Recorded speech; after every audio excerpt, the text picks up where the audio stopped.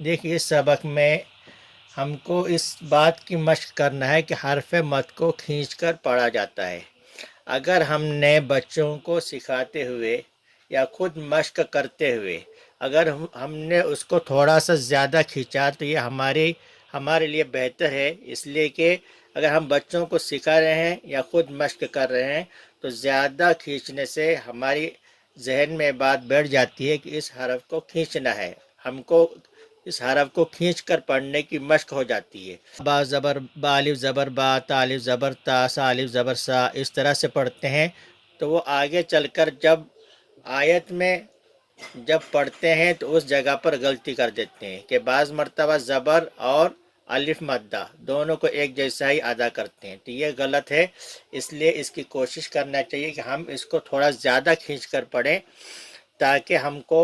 اس کی مشق ہو جائے، اس کی عادت ہو جائے اور ہمارے ذہن میں بات بیٹھ جائے، یا بچوں کو ہم سکھا رہے ہیں تو ان کے ذہن میں بات بیٹھ جائے کہ اس کو کھینچنا ہے اور تاکہ وہ آگے چل کر غلطی نہ کریں۔ اب اس کی مشق: زا الف زبر زا، دال زبر د، زاد، خو الف زبر خو، فا زبر ف، خوف، تا الف زبر تا، با زبر ب، تاب، جیم الف زبر جا، ہا زبر ہ، جاہ، دال زبر د، جاہد، حا الف زبر حا، سین زبر س، حاس، با زبر ب، حاسب، جیم پیش جو، نون الف زبر نا، جنا، حا پیش ہو، جناح، شین الف زبر شا، را زبر ر، با زبر ب، شارب، فا زبر ف، را الف زبر را، فرا، غین زبر غ، فراغ، خا الف زبر خا، دال زبر د، خاد، عین زبر ع، خادع،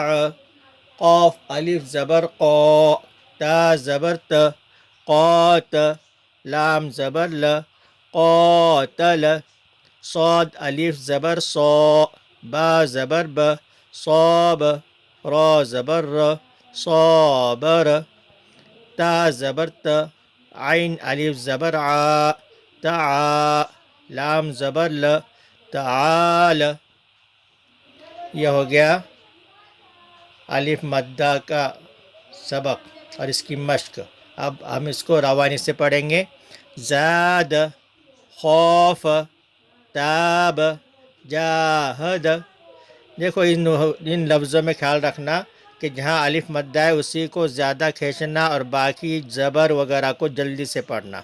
تاکہ ہم کو اس کی مشق ہو جائے کہ الف مدہ کو ہی کھینچا جاتا ہے، جہاں الف مدہ نہ ہو اس کو کھینچا نہیں جاتا۔